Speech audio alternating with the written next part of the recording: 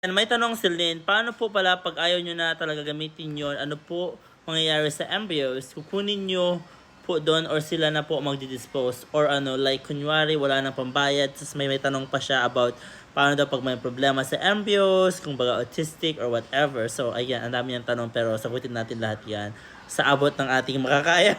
So, sagutin natin yung unang question niya. So, kung ayaw na namin gamitin yung embryos, madali lang po ang kasagutan niyan.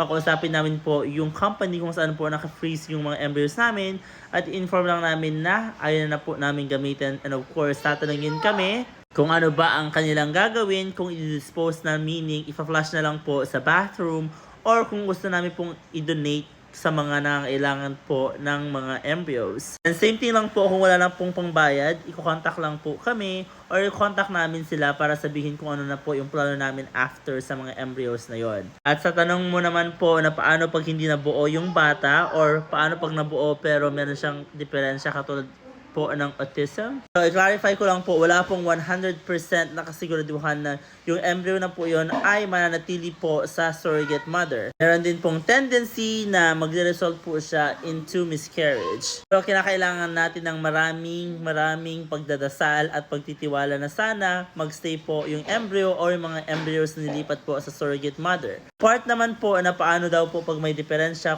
like for example, pag nagkaroon ng autism or autistic yung embryo na yon.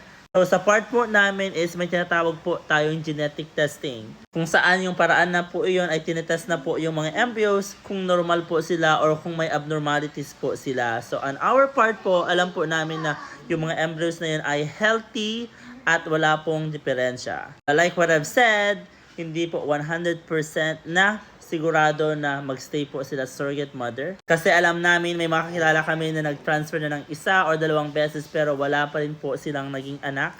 So malaking sugal po talaga ang surrogacy process. At napakaswerte at napaka-bless lang talaga namin kasi isang beses lang po nilipat po ang mga embryos namin sa mga surrogate mothers, si Maria at Olivia, ay nabuo po agad sila.